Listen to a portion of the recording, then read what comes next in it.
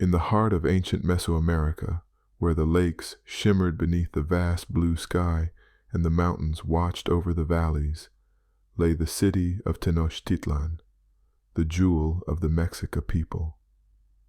This is the tale of Tlacaelel, a young man born in the height of the Aztec Empire, who witnessed the splendor of his civilization and its eventual decline. His story is one of devotion, ambition, and tragedy, tied to the very fate of his people and their gods.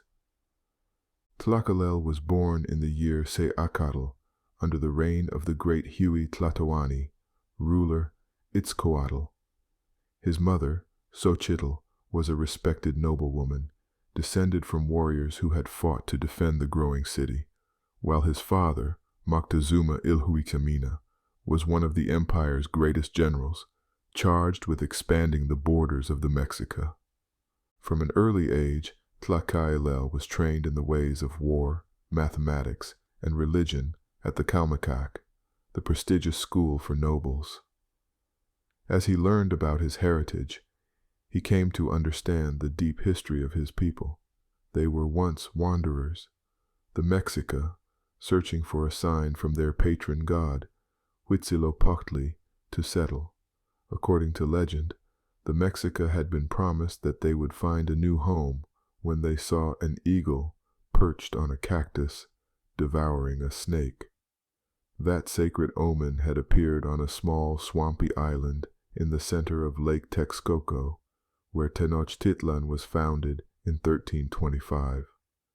By the time Tlacaelel was born, the city had grown into a marvel of engineering. The island capital was crisscrossed with canals and connected to the mainland by 3 great causeways. The city was adorned with pyramids, palaces, and bustling marketplaces filled with traders from distant lands. Even the gods themselves were said to gaze down on Tenochtitlan with favor. Tlacaelel marveled at the Templo Mayor, the great pyramid at the center of the city, dedicated to both Huitzilopochtli, god of war and the sun, and Tlaloc, the rain god. The pyramid dominated the skyline, rising toward the heavens, a symbol of the Mexica's power and devotion. As a child, Tlacaelel often wandered the grand ceremonial precinct, watching as priests offered blood sacrifices to ensure the gods' continued favor and to sustain the cosmic order. Tlacaelel's life was shaped by the complex religion of the Aztec world. The Mexica believed they lived in the era of the 5th sun, a world that would one day end in disaster. The gods required blood to keep the sun rising and the world turning, a price paid through ritual sacrifice.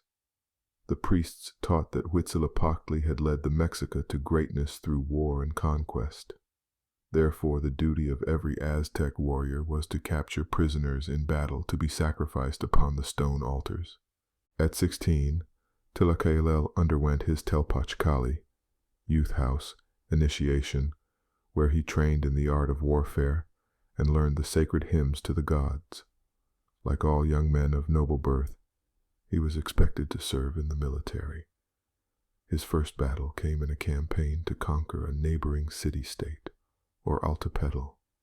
The Aztecs had begun their rise by forming the Triple Alliance with Texcoco and Tlacopan, and now they sought to expand their empire further, demanding tribute from conquered lands in the form of goods and prisoners.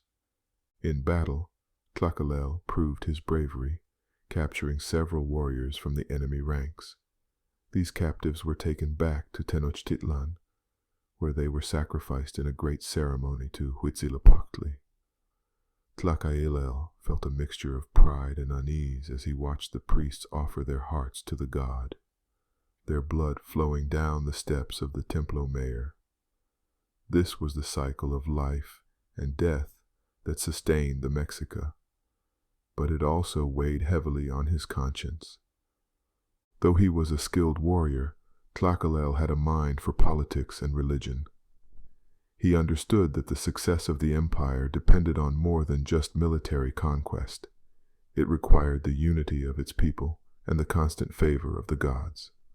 The Aztec state was a theocracy, where the rulers were seen as intermediaries between the gods and the people, and religion was woven into every aspect of life. As Tlacaelel grew older, his political acumen earned him the favor of his father, Moctezuma Ilhuicamina, who ascended to the throne as Huey Tlatoani in 1440. Under Moctezuma's rule, the empire reached new heights, with its borders stretching far across the Valley of Mexico. Tlacaelel was made his father's chief advisor, overseeing matters of state, religion, and the military. The empire was fueled by the tribute system. Each conquered city-state had to send gifts of maize, gold, cacao, textiles, and warriors for sacrifice. The Mexica's engineering achievements, such as aqueducts and chinampas, floating gardens, supported a booming population. The grand marketplace of Tlatelolco was filled with merchants selling jade, obsidian, feathers, and foods from across the empire. Yet Tlacaelel knew the Mexica could not sustain their empire through military conquest and sacrifice alone. He believed the people needed a shared identity and purpose. In one of the most defining moments of his life, Tlacaelel proposed a radical restructuring of the empire's religious beliefs. He introduced the idea of Huitzilopochtli as the most important god, central to the Aztec identity. This required the rewriting of history, casting the Mexica as the chosen people destined to rule by divine will. Under his influence, the rituals of sacrifice became even more central to Mexica culture, as the gods demanded blood to sustain the cosmic balance. The construction of the Templo Mayor was completed during this period, its towering presence in Tenochtitlan a symbol of the Mexica's divine mandate.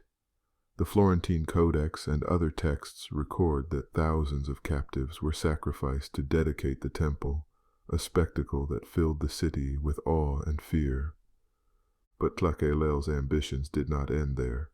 He also established the infamous Flowery Wars, ritualized battles between the Aztecs and their neighbors, particularly the Tlaxcalans, to ensure a steady supply of sacrificial victims. These wars were not fought for conquest, but for the spiritual nourishment of the gods. Despite his focus on war and religion, Tlacaelel was also a patron of the arts and sciences. The Mexica had developed a sophisticated system of mathematics, using a base 20 number system and a complex calendar that combined a 365-day solar year with a 260-day ritual calendar. Tlacaelel often consulted the Tonal Pohualli ritual calendar before making decisions of state, believing that the movement of the gods through time could influence human affairs. The Mexica also had a rich tradition of tlacuilos, scribes who recorded the deeds of rulers and the history of the gods using a system of pictographs. Tlacaelel ensured that the codices, the books of painted glyphs, were preserved and expanded. He commissioned works that glorified the empire's history, portraying the Mexica as the supreme people chosen by the gods to rule. Art flourished under Tlacaelel's patronage.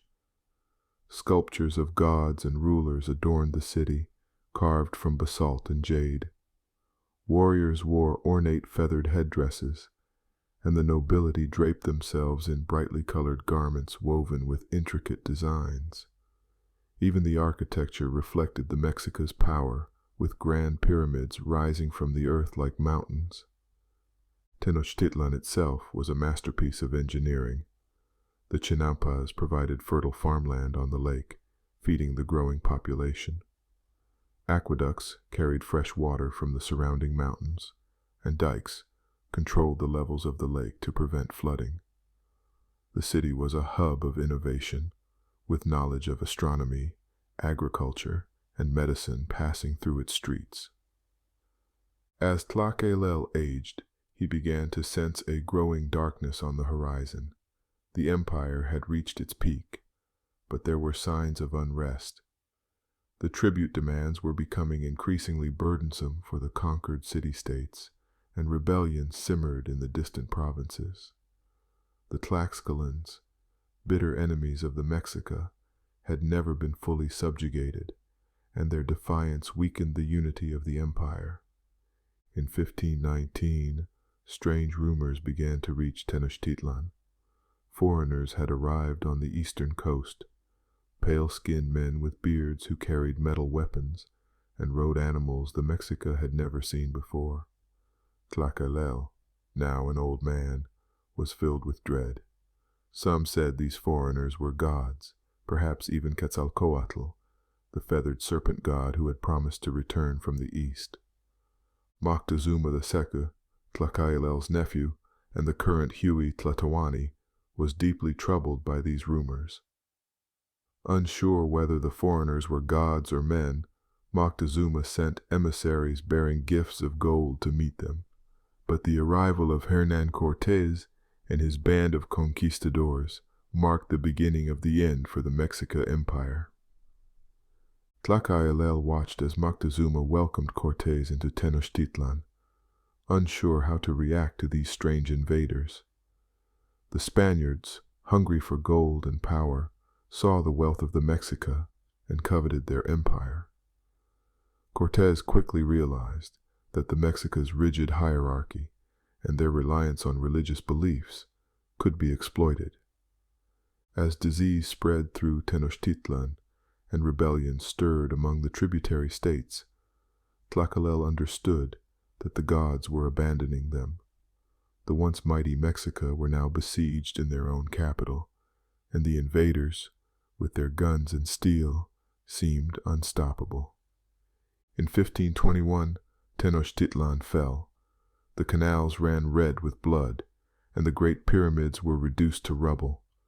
The Spaniards destroyed the Templo Mayor, and with it, the heart of the Mexica's religious power. Tlacaelel, now frail and aged, lived to see the empire he had helped shape crumble to dust. As he lay on his deathbed, Tlacaelel reflected on the rise and fall of his people.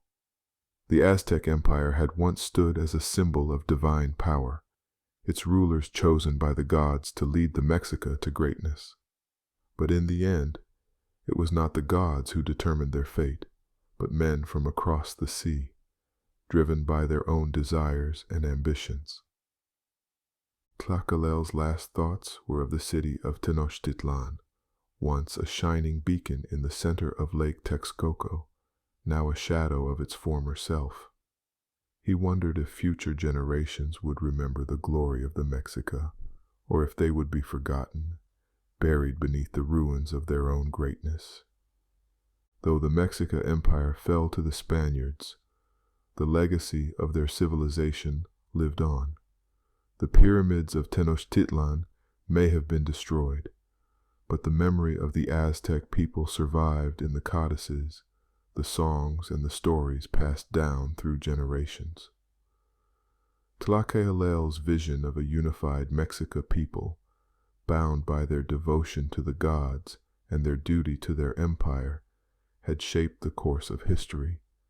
And so, the story of Tlacaelel, like the story of the Aztec civilization, became a part of the fabric of time, a testament to the rise and fall of empires, the fragility of power, and the enduring spirit of those who seek to leave their mark upon the world.